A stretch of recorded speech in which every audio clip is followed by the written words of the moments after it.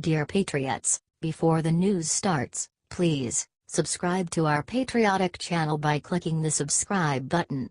Give us a thumbs up to this video. Don't forget to leave your opinion below in the comments section. Share the news on Facebook and Twitter so you friends see it. Thank you. Art of the Deal co-writer turns on President Trump with disgusting statement about black people. Tony Schwartz, co-writer of President Trump's famous book The Art of the Deal, has become a liberal puppet. But his recent attacks against the president went way over the line.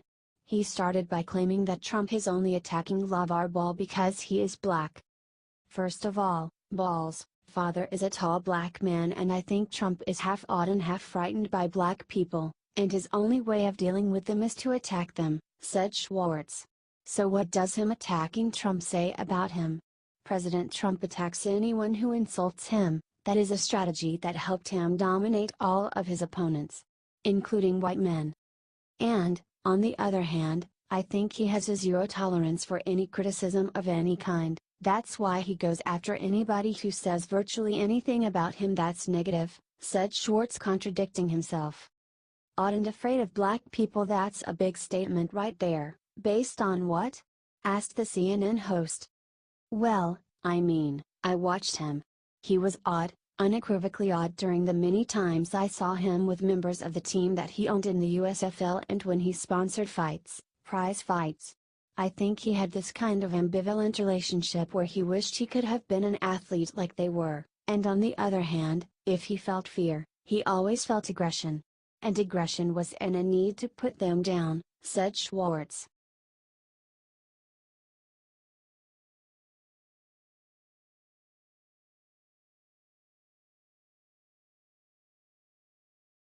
Sarah Silverman claims that if you hate the liberal media, you actually hate Jews. Do you hate how CNN, MSNBC, The New York Times and more constantly lies about conservatives and calls them all racists, sexists? Well, according to comedian Sarah Silverman's new show I Love You America, if you dislike the liberal media then you actually just hate Jews. During an episode, former neo-Nazi turned peace advocate, Christian Picciolini went on a rant against Trump. You know, people talk about dog whistles using code words to appeal to a certain base. I hear a bullhorn, I hear it loud and clear. They are things I used to say 30 years ago, but they're using slightly more palatable words, said Picciolini. Instead of saying, you know, the Jew-owned media, now they call it the liberal media, and instead of calling it the global Jewish conspiracy, instead they call it globalism, said Picciolini. Sarah Silverman nodded, having no objection to what he was saying. There's a lot of problems with this. For starters, there are many non-Jews in the liberal media who infuriate conservatives. There are also many Jews in conservative media that conservatives love. Breitbart and the Daily Wire, for example, are conservative outlets with a heavy percentage of Jewish reporters. All in all, if anyone is trying to cause hatred and division, it is Sarah Silverman. People hate the liberal media because they are liars. There is nothing deeper to it than that.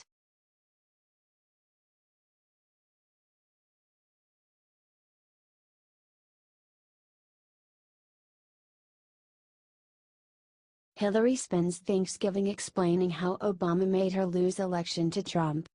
Hillary Clinton did not put any thank you messages on her Twitter during Thanksgiving. Instead, all we have is her talking on the Hugh Hewitt radio show the night before. She spent the day before Thanksgiving doing what she does best, which is blame someone for her election loss. In this case, it is Obama's fault. I was proud to serve in the Obama administration.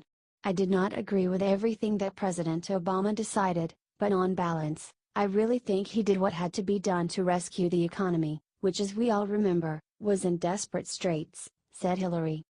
He did chart a course in the world that favored diplomacy and negotiation, something that I think is important.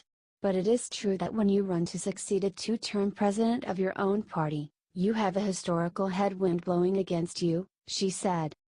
And I refer to that in the book, because it's not just this campaign can be set apart from everything that's ever happened in our politics. It is a challenge. If you are both a candidate defending a lot of the areas of agreement, but also putting forth an agenda for change, Which is what I try to do. It is often difficult to get the second part of that message through, she said. So I do think it was a problem, said Hillary. She just can't let the loss go. I wonder if she ever will.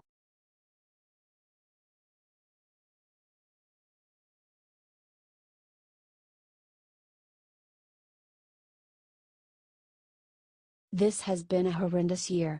Bernie Sanders uses Thanksgiving message to attack Republicans. Failed candidate Bernie Sanders put out a video for Thanksgiving. What started out as a warm message of gratitude for the holiday quickly turned into a mean-spirited attack against Republicans. I don't have to tell anybody that from a political point of view, this has been a horrendous year. It appears that almost every day, there is something coming at the White House that is embarrassing, that is destructive, that is horrific, said Sanders. And that's the bad news. But the good news is that because the American people from coast to coast have begun the process of standing up and fighting back, we have won some very significant victories despite the fact that right-wing Republicans control the White House, the U.S. House of Representatives and the Senate. Because of what you did, people all across the country, a Republican effort to throw 30 million Americans off of health insurance failed. We beat them back, said Sanders. And because of your effort, we're going to take them on their disastrous tax proposal to get massive tax breaks to billionaires, while at the same time raising taxes the millions of people in the middle class, he said. We're going to beat them on that as well. It is clear not just to me but do I think almost everybody of the American people are catching on as to what a disaster, what a political disaster Trump and the Republican leadership are about, he said. Can Bernie Sanders stop lying about Republicans and just relax for one day?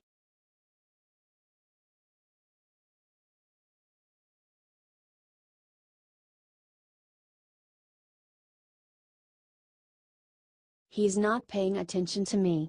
Eminem furious at Trump for not acknowledging his rap. Eminem, once one of the most popular rappers in the world, is slowly losing his popularity. In a desperate attempt to make headlines, Eminem rapped an angry freestyle against the president where he literally told his fans that are Trump supporters to go FK themselves. However, much to his dismay, the president never even commented on his little rap. I was and still am extremely angry. I can't stand that motherfucker. I feel like he's not paying attention to me. I was kind of waiting for him to say something and for some reason, he didn't say anything, whined Eminem. As it turns out, Eminem is so washed up that the president doesn't care about his insults. And as Eminem just revealed, he doesn't care as much about Donald Trump as he does getting attention for himself. From his endorsement of Bannon, support for the Klansman, tiki torches in hand for the soldier that's black and comes home from Iraq and is still told to go back to Africa, fork and a dagger, and this racist 94-year-old grandpa, who keeps ignoring our past, historical deplorable factors, rapped Eminem. And a fan culture with a Klan poster. With a lamp post, door handle, shutter. A damn bolt cutter, a sandal, a can opener, a candle, rubber. Piano, a flannel, sucker, some hand soap, butter. A banjo and manhole cover, he rapped. Any fan of mine who's a fan of his, I'm drawing in the sand a line, you either for or against, and if you can't decide who you like more in this split, on who you should stand beside, I'll do it for you with this, F you, he said.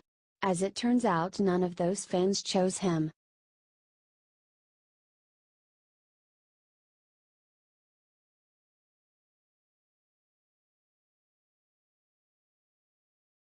Black Liberation Group releases disgusting plan on how to turn Black Friday into #Black Lives Matter Friday. And Seattle, Washington Black Liberation organization called Black Freedom Front has decided to hijack Black Friday. Most likely because it has the word black in it and they are too stupid to understand that the day has nothing to do with African Americans. Racism stops with me, Black liberation starts with you. Do Black lives in your life matter more than Black Friday deals? If it does, then join us and hit the street, writes the group on a Facebook page that has over 10,000 people interested. It is 2017, Racism is still alive and well, and that's unacceptable. White nationalists and white supremacists and racists are marching through streets, and police are still acting on their racist intent and murdering people of color and getting away with it, and it's unacceptable. And businesses profit off of slavery from 200 years ago and still don't give reparations, they write in a horrendous run-on sentence.